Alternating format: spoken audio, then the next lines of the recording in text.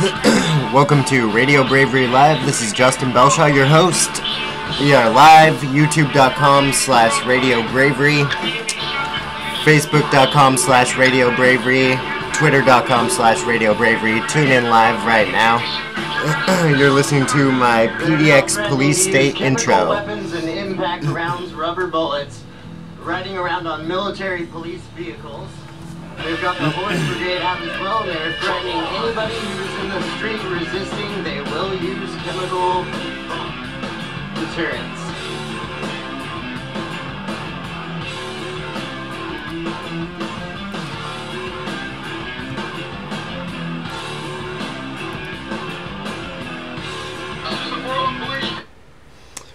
And right now we've got Joy Villa bringing us in with Make America Great Again, a song that was banned earlier this month on YouTube, or earlier last month, I believe.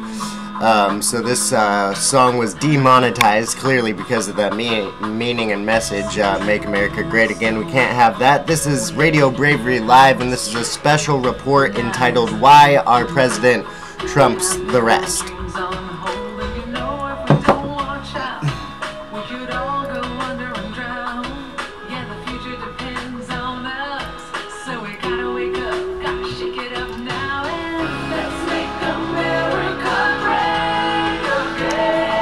Not my favorite beat, not quite my style, but it's all about the message. So that song they couldn't have becoming popular on YouTube. They had to demonetize it to keep it from becoming more and more popular, as it was getting thousands of views in the first couple days there. That's Joy Villa. You can find her on youtube.com. She may be a correspondent for Infowars.com soon. Joy Villa, one of the most influential, smart women out there in America today. So very awesome to see her thriving. But yeah, this is a special report. We're trying a new little system here to see if I can pull up articles in the live stream here, but this special report is entitled Why Our President Trumps the Rest 45. This is just one of the most important special reports I've had to do so far.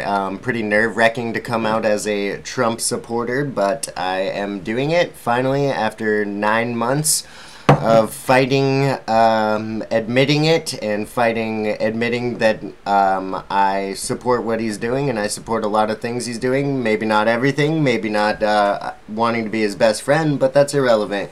He is the 45th president of our United States, and he was elected, and I, Justin Bellshaw, Radio Bravery, do support the 45th president, Donald Trump, and here is why.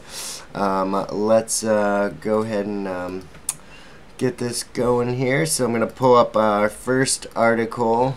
Let's see here.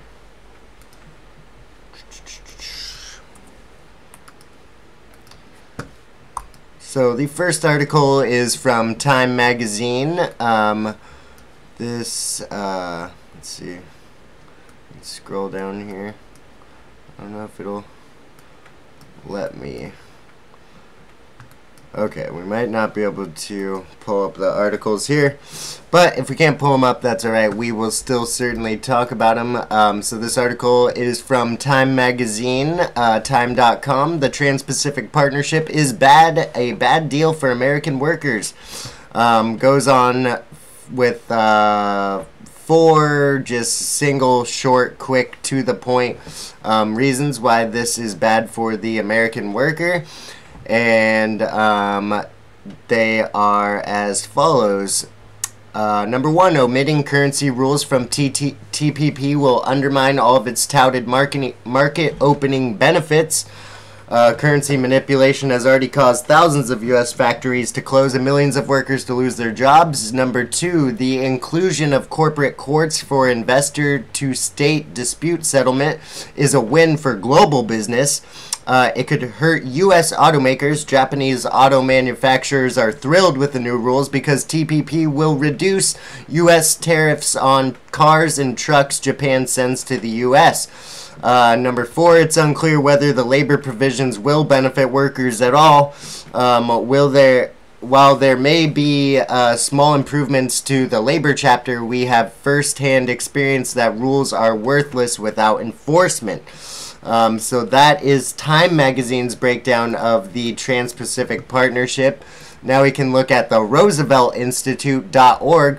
Why TPP is a bad deal for America and American workers. This is Joseph Stiglitz, and this is a 6-part series on the Trans-Pacific Partnership, breaking it down. So I urge you to go to RooseveltInstitute.org and read Joseph Stiglitz's 6-part breakdown of why the TPP is a bad deal for America. Now, moving forward, as you've seen at least a couple pieces of evidence why the TPP was bad, Trump withdraws from Trans-Pacific Partnership amid flurry of orders. This is day 1 in office. Trump kills the Trans-Pacific Partnership. He had the ability to hold on to that power and keep it as an executive order, so he could have had total control over it, but instead he killed the TPP dead in the water. That's theguardian.com. Now let's move forward to the next subject on why our president trumps the rest. This is from Forbes.com, how Barack Obama has made $20 million since arriving in Washington. Goes on to say $130,000 from corporate boards, $3.1 million from presidential salary, $610,000 from the Senate salary, $760,000 from University of Chicago hospitals, $250,000 miscellaneous, and then some book money in there as well. But that's between 2005 and 2016. The Obamas made $20.5 million. That is from Forbes.com. Then you go to this one, ThoughtCo.com. Presidential salaries through the years. Goes on to say George Bush made $400,000 in his presidential salary. Richard Nixon made $200,000. Truman, $100,000. Then we got Taft, $75,000. Ulysses S. Grant, $50,000, and so on. And these are the salaries of the past presidential presidents here in the U.S. And then we've got PolitiFact.com, the Trumpometer. They really like to check Trump on anything they can, but really usually turns out when you go to this website that they end up like this. Trumpometer, take no salary. Quote, if I'm elected president, I'm accepting no salary. Updates. Trump donates salary for second consecutive quarter. That is at a White House press briefing, Sarah Huckabee Sanders presented a check for $100,000 to Department of Education. Trump donated his first quarterly salary of $78,000 to National Park Service. So this is 2 quarters in. Once again, Trump has followed through. Like he said, he would be donating all of his salary. The law states he must take $1 of his salary. But so far, second quarter in, he is sticking to that promise and shows once again he's not in this for power or money, as he throws away the power of the TPP and gives away his money from his salary. Here is something that I'm sure you definitely haven't heard about from the GatewayPundit.com. 750 sex criminals have been arrested across the U.S. since Trump became president. That is from the GatewayPundit.com. And that leads me to an even more recent article from WorldTribune.com. 1,500 pedophile arrests made nationally since Trump took office unreported. This is talking about how there's been a major crackdown. January 27th, authorities arrested 42 in human trafficking in Tennessee. January 29th, authorities announced that 474 were arrested in a statewide California human trafficking operation, and 28 sexually exploited children who were being kept in dungeons were rescued. 178 were arrested in Texas in a sex trafficking sting in January. And on February 14th, Polk County Sheriff announced that 42 were arrested in a child pornography case in Florida. So that is over 1,500, and now you can search each of these numbers individually and find there's about over 3,000 arrests now in the U.S. alone. And that leads me to thehill.com. House passes bill to curb human trafficking. Donald Trump reportedly was working this bill through Congress personally, trying to make sure it went through by talking to Jeff Sessions as well and telling him that this is the most important thing for Jeff Sessions to get on, and that is the human trafficking problem here in the U.S. So they have allotted $500 million to programs across the federal government. Those efforts include training law enforcement officials to recognize and combat human trafficking, providing victims with assistance, and investigating international trafficking rings. The measure includes allocating $1 million over 4 years to train airport personnel, pilots, and flight attendants how to spot human trafficking victims and report to law enforcement. The human trafficking hotline has received 7,572 reports of human trafficking in the U.S. in the last year alone, an increase of over 5,000 from 2015. So this is an epidemic. It's a problem that's expanding every single year here in the U.S., and Trump has just allocated $500 million to helping to stop it all across our country. So once again, that is another staple in the Trump administration that will go down in history as the best president we've ever had in my lifetime. So here we are as BusinessInsider.com. Second quarter GDP hits Trump's 3% target. We are now in the second quarter of Trump's presidency, and he has already hit his 3% GDP goal, which he was expecting by the end of the year. We are 4 months before that, and we have already nailed the GDP target. So Trump has followed through once again in a promise. 3% GDP, and that's only at the end of second quarter. Incredible. Then we have here CNN Money, money.cnn.com. Dow's 9 days of records finally ends. This is the third time of over 8 days in a row breaking records of closeouts for the Dow every day. This is from August 8th. So there's another 9 days in a row breaking records, 9 days in a row for the Dow.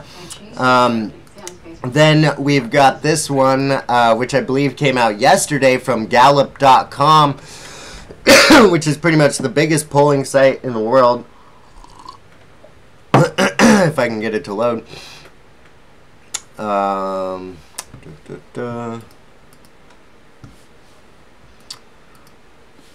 The headline is Investor Optimism Rises Again. For some reason, Gallup does not want to load, but it's investor optimism rises again, hits all-time year high once again for 2017. Investor optimism is at a high. For some reason, Gallup is not wanting to load this. So we're just going to skip that, but we'll move to the next subject where Trump is dominating. Trump and Trudeau launch Women Business Leaders Council. This is Justin Trudeau, the leader of Canada. President Trump and Canadian Prime Minister Justin Trudeau unveiled a bilateral initiative aimed at boosting women entrepreneurs, announcing the new panel at a roundtable on the issue in Washington. Both President Trump and Prime Minister Trudeau are committed to removing barriers to women's economic participation and supporting women as they advance in the business community. So once again, this sexist, racist, homophobic, oh my goodness, guy is just giving hundreds of thousands of dollars to helping women entrepreneurs and business leaders work back and forth between Canada and the U.S. That's incredibly sexist if you ask me. We can't have that. No way. So there is Donald Trump's working with Justin Trudeau on women entrepreneurship program. Then we have another article from the BBC here. This is bbc.com. Trump condemns evil racism in Charlottesville. Now, the reason why this headline is so important, you might not remember during the time when Charlottesville was going on, all the rioting and fighting in Charlottesville, Trump had actually it came out in a compilation video that Trump has already condemned racism 26 times just publicly on video, and you had hundreds of headlines all over the mainstream media, the fake media, saying Trump refuses to condemn racism, refuses to condemn white supremacists. Trump probably a white supremacist. Oh my God. Well, let's look at this clip right here of Trump condemning racism. This was like the day after Charlottesville.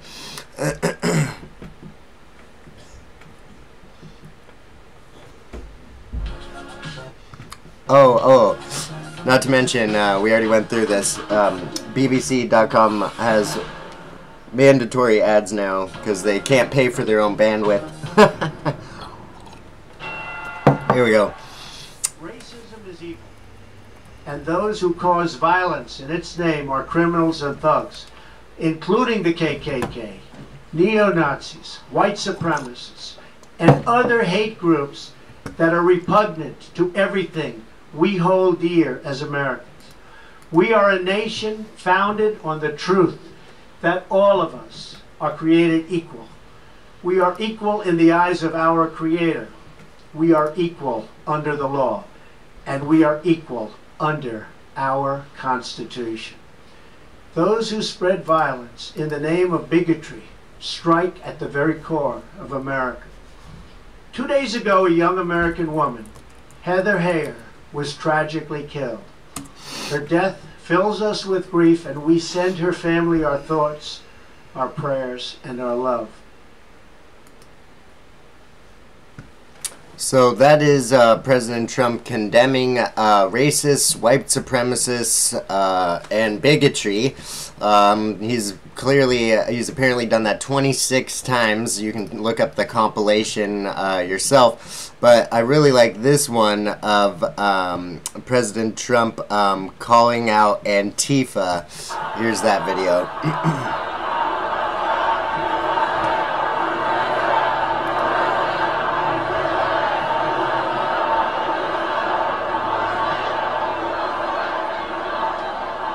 How did he get in here? He's supposed to be with a few people outside. How about all week they're talking about the massive crowds that are going to be outside? Where are they? Well, it's hot out. It is hot. I think it's too warm. Probably too warm. You know, they show up in the helmets and the black masks, and they've got clubs and they've got everything. Antifa!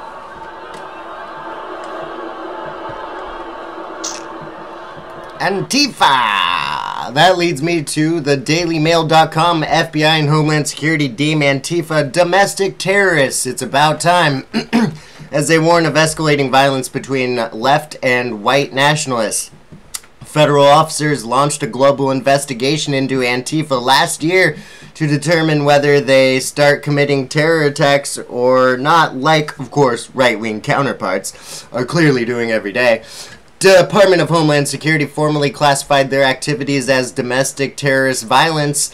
A senior state law enforcement official told them that a whole bunch of them have been placed on U.S. terrorism watch lists, and authorities blame the left-wing group for instigating violence and say right-wing protesters and Trump supporters responded in self-defense with their own violence. This is all according to FBI and Homeland Security. We now see Antifa deemed domestic terrorists. And that came after over 300,000 people signed a petition urging Donald Trump to call out Antifa. And once he did, we saw the snowball effect as the FBI and Homeland Security were forced to admit that they are terrorists and they are using violence to suppress free speech. So that takes me to BusinessInsider.com. Trump and his administration receive high marks for initial response to Hurricane Harvey, but the real test is only just starting. So that brings me to this viral video, which has become one of the most popular videos online today, which is a compilation of Donald Trump going to Hurricane Harvey the 2 different times to visit with victims, physically help load boxes, and just bring a shell of positivity down there for people who need some real hope and a real president to show his strength. So here is a video, since I'm not going to be able to... Actually, you know what? I can play this video. Let's see. Let's,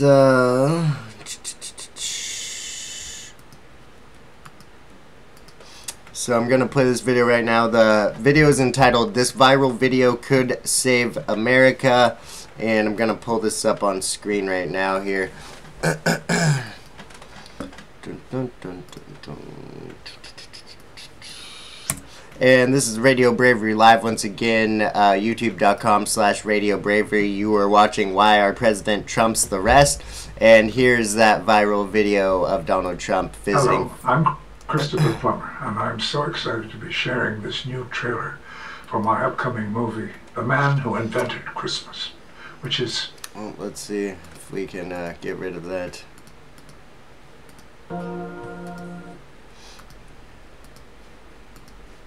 Boom, boom, boom. Let's try this again.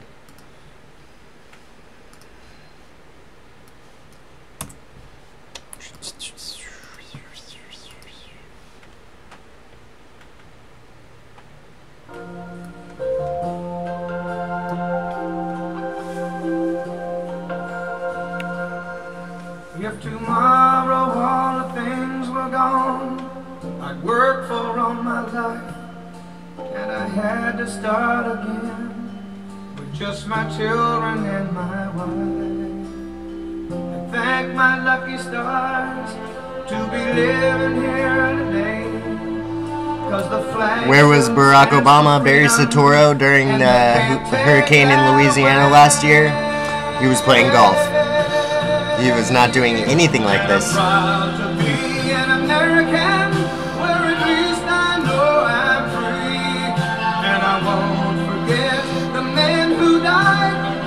These are the pictures that you won't see.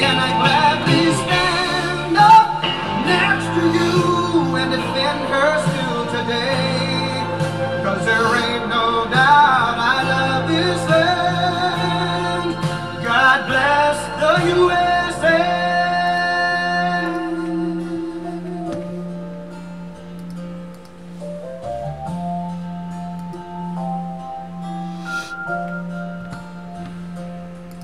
From the lakes in Minnesota to the hills. So that's a video, this viral video could save America. That's Donald Trump visiting the victims of Hurricane Harvey down in Houston there. So that brings me back to Business Insider. As they say, Trump and his administration receive high marks for the initial response to Hurricane Harvey, but the real test is only starting. And then he jumps down there 2 different times to start meeting with all the people, bringing some positivity and some hope. And then we've got Trump bypasses Republicans to strike deal on debt limit and Harvey aid. President Trump has struck a deal with Democratic congressional leaders on Wednesday to increase the debt limit and finance the government until mid-December, blindsiding the Republicans. And if you look up all the headlines about this, they are all like, conservatives are shocked, Republicans are shocked, oh, the Republicans are mad, GOP furious at Trump. No, I don't think anybody really gives a shit as long as we are working towards helping the victims of Hurricane Harvey, helping this country. It is actually a positive thing when Trump is working with the Democrats, so there's nothing wrong with this. It's not the perfect bill, but it is working in the right direction, and it's good to see the obstructionist left willing to work with Trump on one thing. Then we've got here, he definitely passed that aid to Harvey. That is another good thing. Then we've got Breitbart.com. Every bad thing we will avoid by rejecting the Paris Climate Accords. This just has a few points here. As I always do your own research, and I always urge you to not believe me. trust your gut, trust yourself, do your own research. Go check out this article on Breitbart.com. Every bad thing we will avoid by rejecting the Paris Climate Accords. The president was expected to formally announce back then in May that the U.S. will exit the Paris Climate Agreement. Goes on to say, goodbye to American last industrial carnage, hollowing out Michigan, Missouri, Pennsylvania, and Ohio. The industrial carnage would have been concentrated on 4 states, according to the Chamber of Commerce's study. Michigan's GDP would shrink by 0.8%, and employment would contract by 74,000 jobs. Missouri's GDP would shrink by 1%, Ohio's GDP would contract 1.2%, and Pennsylvania's GDP would decline by 1.8%, and the state of Pennsylvania would lose 140,000 jobs. These are all things that would have happened to the U.S. from the Paris Climate Accord, as well as the overall effect of the agreement would have been to reduce U.S. GDP by over $2.5 trillion and eliminate over 400,000 jobs by 2035. 400,000 jobs by 2025. That's from a study by the Chamber of Commerce on what the Paris Climate Agreement would have done to the U.S. Here is another one from globalnews.ca. Paris Climate Agreement is better off without the U.S., experts say. Then we have another one from CNN. Trump on Paris Climate Accord. We're getting out. And Trump looked at America first. Trump put America first, and every decision he has made has been about growing the U.S. economy and growing the cash in your pocket. This is only for American workers, and every decision like this is to make sure we don't lose those 400,000 jobs across our country. So that brings me to Politico.com. Trump intervenes to grant rejected Afghan girls entry to U.S. for robotics contest.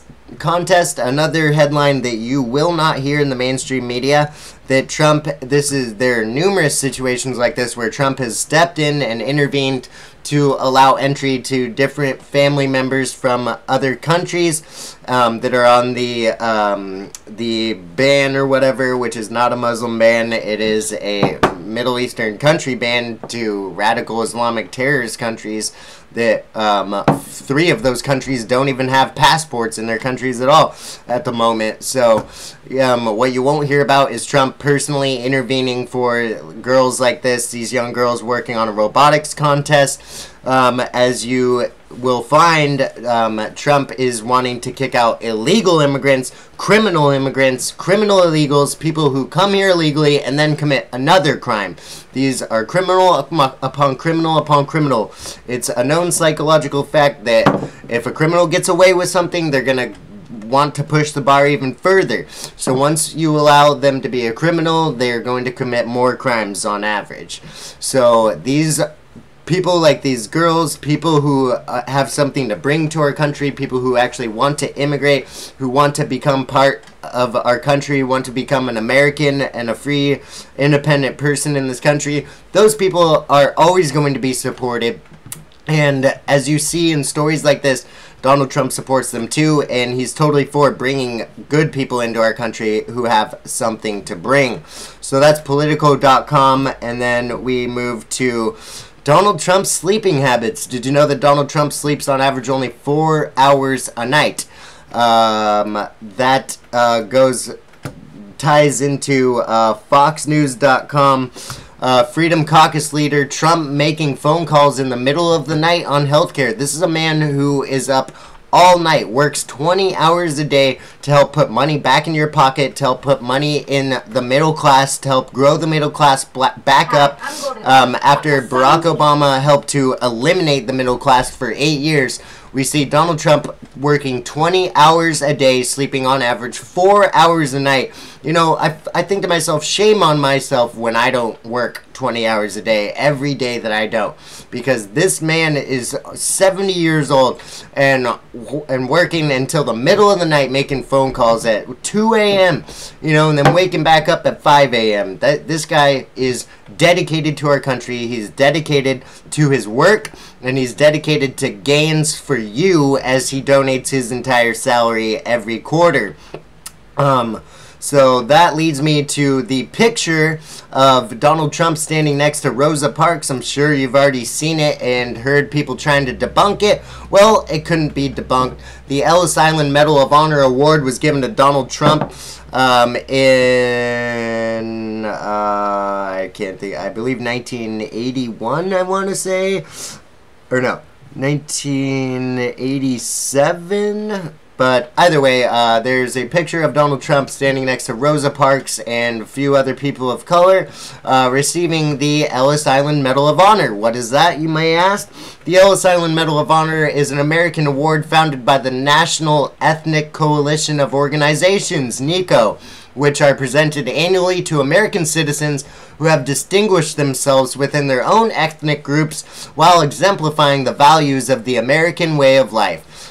Donald Trump was given this Medal of Honor, as well as Rosa Parks, as well as numerous other people, 80 people that year, and partially in response to his work at buying Mar-a-Lago and changing the laws there and the rules to allow black people to go to his golf course, because before Donald Trump owned Mar-a-Lago, it was frowned upon to have people of color at that golf club, but he fought the city there and the people of that city who wanted to keep it a white-only golf course, and Donald Trump fought against that, and that's part of the reason why he got this Ellis Island Medal of Honor award, because he is shown to be an exemplary fighter of equality and unity. And this is just look at him standing next to Rosa Parks getting the same medal as her. This is not fake news. This is very real news. This is Radio Bravery Live, youtube.com/RadioBravery.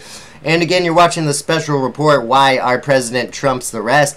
And that brings me to the Washington Free Beacon, freebeacon.com, new $80 million anti-Trump network spearheaded by Soros-funded.org with former Acorn employees. That's incredible. Acorn, did you ever know about them? Did you know about Project Veritas and how James O'Keefe got on the audio of him talking to Acorn workers about taking stolen children from other countries into the U.S. and wanting to disperse them through Acorn? And they're like, yeah, absolutely, no problem. We can take care of those kids. We got a really nice pedophile network for you. But yeah, they were totally caught procuring children and sending them out to pedophiles. That was what Acorn was doing. And then you've got George Soros, a Nazi collaborator, Jewish kid who is helping to round up other Jews for the Nazis. You've got him working with ex-Acorn employees with the $80 million anti-Trump network. Wow, what a bunch of good guys. It's so incredible.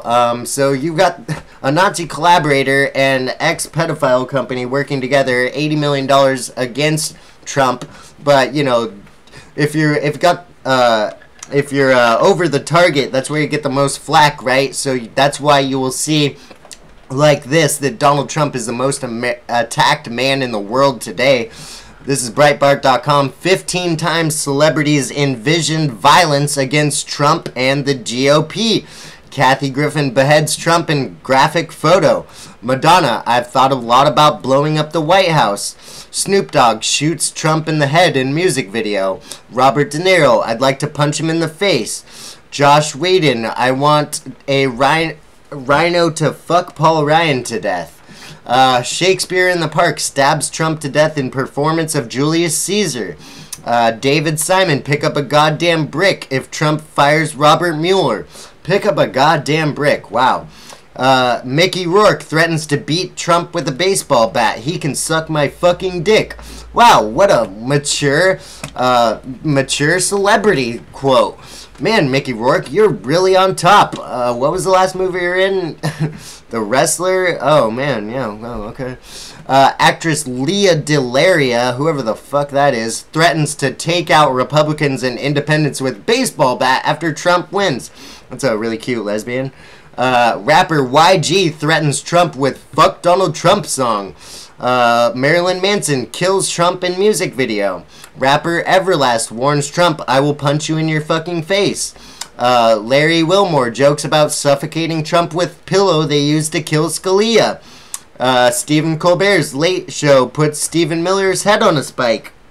And Sarah Silverman suggests military could overthrow Trump. So that's 15 times celebrities call for violence against Trump and the GOP. Then, of course, you've got townhall.com right here with even more. 20 liberal calls for violence against conservatives in quotes. Here's some examples of that. And once again, one of the main reasons why I support Donald Trump and why I support our president is because you see the entire movement of the global establishment of everybody who's been proven to be a piece of garbage or a liar is against him. So why wouldn't you be for him? Michelle Bachmann, go slit your wrist. Go ahead, do us better. Move that knife up about 2 feet and start at the collarbone. Montel Williams telling Michelle Bachmann to slit her wrists and to slit her throat. Wow. Here's the rapper Everlast. Fuck that dude. I'll smack that fucker's comb over right off his fucking scalp. Man, Secret Service had better be fucking on it. Wow, if that's not a death threat, I don't know what is. I don't know why the rapper of Everlast is not being investigated by the FBI right now, because that's fucking bullshit. I have zero doubt that if Dick Cheney was not in power, people would be dying needlessly tomorrow. I'm just saying, if he did die, other people would live. That's a fact. Bill Maher. Oh, yeah, killed Dick Cheney, too. I don't like Dick Cheney. I think Dick Cheney's a piece of shit also, but I'm not calling for his death. Fuck goddamn Joe the goddamn motherfucking plumber. I want motherfucking Joe the plumber dead. Liberal talk show host Charles Carell Booley. Whoever the hell that is. There are over 13 other examples here of threats against conservatives and against people that these psychotic leftists don't agree with. I wish they Republicans were all fucking dead, quote. Incredible. So that's where the violence is coming from. It's coming from the alt-left, Antifa, the designated domestic terrorist groups. Then we've got right here, black supporter sucker punched in the face by Antifa. If the situation were reversed, I would be in the spotlight on CNN. And this is a very well-spoken, articulate, intelligent black man who just happens to be a Trump supporter being sucker punched in the side of the face just for standing there and trying to talk to people, trying to create a dialogue between dummies. And you can't have that, no way, because the real racists, the real fascists are going to punch you in the side of your face when you're not looking. That's what happens to free speech here in America. So, another reason why I'm coming out as a Trump supporter, one of the scariest things I've ever had to do, coming out as a Trump supporter and admitting I am a Trump supporter, is putting a target on my back. But I see men like this black man who is just trying to have a dialogue, who's trying to use his freedom of speech, being attacked, and I feel like I have to join him. I should be next to him, and I have to, be right there in defense of these people who need support, who need to see that they are not alone out there, and that this grassroots movement is growing, and we are the majority now. Ugly, bloody scenes in San Jose as protesters attack Trump supporters. There's video on the Washington Compost here of people running away, bleeding, people being kicked and attacked by like 15 people on one, and then people being chased out of free speech events, just running away from violence. It's just so sad and so sickening. Then you've got this one right here, another Washington Compost. Black-clad Antifa members attack peaceful right-wing demonstrators And there's the famous picture of the father and son, Native American father and son, that were being attacked with signs that say peace and love. They're physically being attacked by the peace and love signs by Antifa. Then, of course, you've got the Daily Caller right here. The list of attacks against conservatives is mind-blowing. And this article here, I'm not going to go over everyone because that would be a whole nother hour-long show. But I'll just read the punchlines right here. This is from dailycaller.com. The list of attacks against conservatives is mind-blowing. And then if you scroll down, there are just some different sections here. These are all the times when we have had attacks since June of last year. These are all attacks on conservatives, by the way.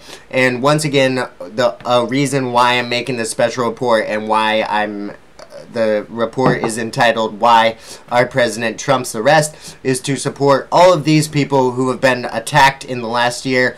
I am with you, and I want you to know I am with you. June 2016, July 2016, August 2016. These are all times of attacks. September 2016, October 2016. Oh, then November 2016, there's about a dozen attacks on conservatives. And these are just separate articles. December 2016, January 2017, February 2017, March 2017, April 2017, May 2017, June 2017, and so on and so on.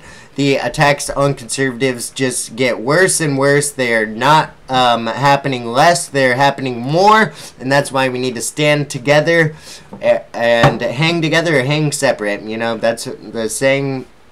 It's not a cliche. Here is FoxNews.com. Trump administration ends DACA with 6-month delay. Now, you probably haven't read this, but there is a synopsis of DACA on the OCRegister.com. As you may know, California is the biggest area where DACA recipients live in the country, and so the OC Register has made a breakdown on DACA, and it goes on to say DACA recipients or dreamers surveyed this month, on average, the median age is 25. The median age when they arrived is 25, and more than half surveyed, more than half of the DACA recipients. So remember, the argument is that they are getting funding, our taxpayer funding, these dreamers, because they don't remember living anywhere else than the U.S. That's supposedly the reason why we're giving our taxpayer money to illegal immigrants who have moved here, is because they don't remember living anywhere else than here. The average age is 22 to 28. 22 to 28. More than half of the people receiving this funding from our taxpaying money are average 22 to 28 years old. And you're telling me that they don't remember living anywhere else. If they don't remember living anywhere else, then they're all 10-second Toms, okay? From the movie 50 First Dates. So otherwise, this is complete bullshit. And that is why Trump is ending DACA. The numbers show you, on average, the age is 25, okay? 25 years old. So that brings me to this video here of Tucker Carlson talking about DACA and breaking it down for you.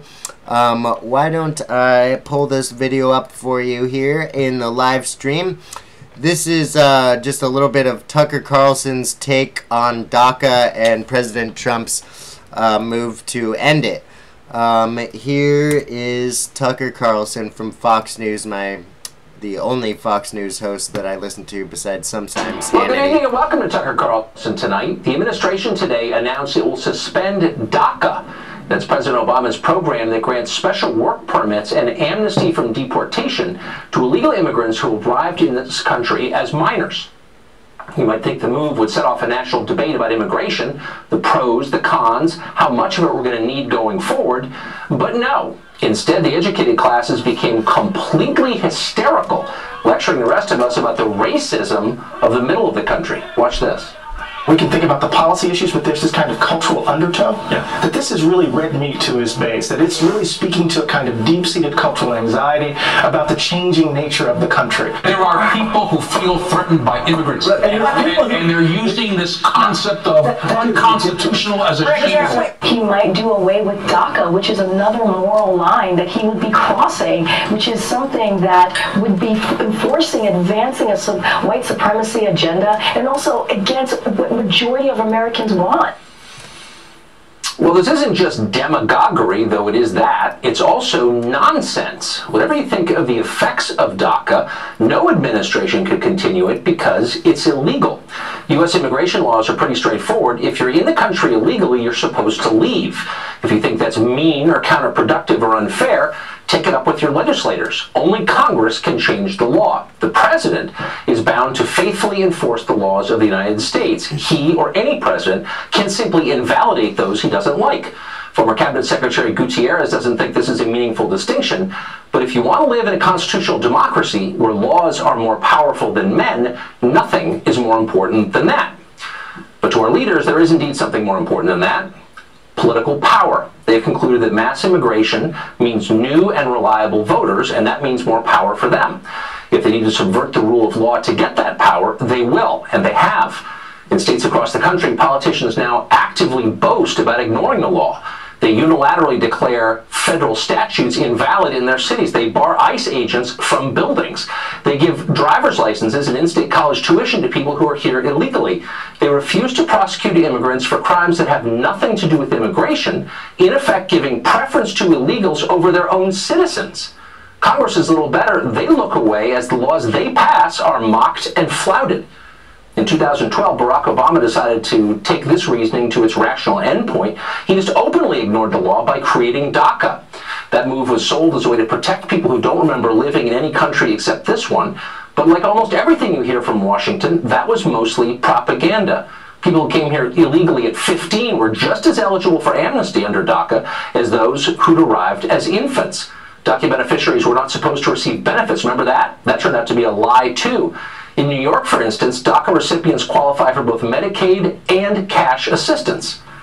But this isn't simply about DACA. The program was indefensible, but it's just one manifestation of a bigger and much more ominous trend. The globalist elite has given up on concepts that have defined civilized states for more than 2 millennia. Borders, citizenship, and the rule of written law itself, all abandoned in favor of a worldwide rule by unaccountable technocrats. Just today, former Washington Post reporter and proud illegal alien Jose Antonio Vargas posted a picture of his fake Social Security card on Twitter. His fellow clever people applauded. They're not pretending anymore. Watch this.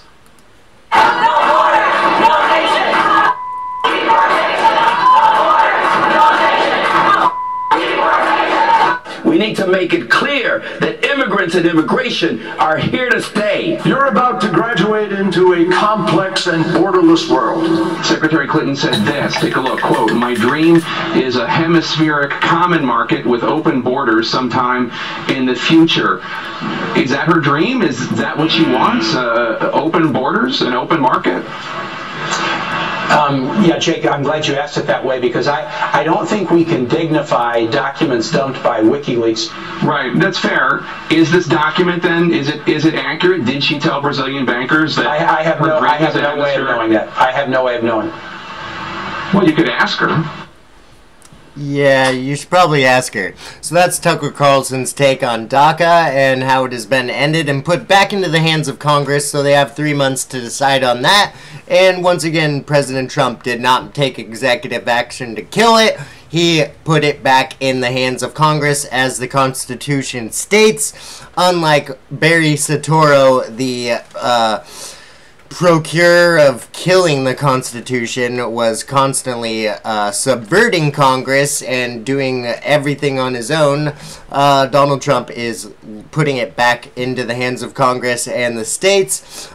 So that is Tucker Carlson's take, and just going to wind this special report down on why our president trumps the rest with this article from The Hill. CNN: Trump regrets hiring Spicer and blames Priebus. And Spicer and Priebus are two people that I've just been waiting to get out, and now they are drained.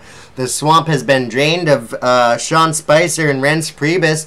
And now, even better news, someone who I totally despise being in the White House. Report: Gary Cohn could be bounced out of Trump White House. Gary Cohn may not be Donald Trump's chief economic advisor for much longer. Cohn's fraying relationship with the president, questions about how much longer the former Goldman Sachs piece of garbage will stay there. The swamp is being drained, so I am so glad to have this 45 as our president, and I am here today, Radio Bravery Live, Justin Bellshaw, to tell you I am a Trump supporter. I support our president, and you should too. If you are American, put America first. Do your own research. Trust your gut. Don't trust me. Think for yourself. Think free or die. This is Radio Bravery Live, and we've got Joy Villa bringing us out. YouTube.com/Radio Bravery. Thank you so much. God bless America. This love is harder than Tucson. Your lips are honeysuckle fun. You push my buttons, made me wild.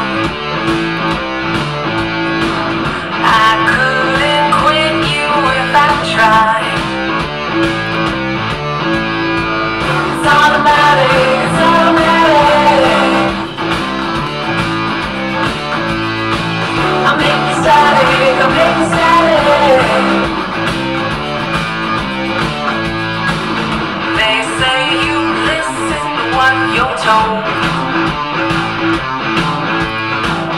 I say you're young but acting old. I may be bad but at least you're good.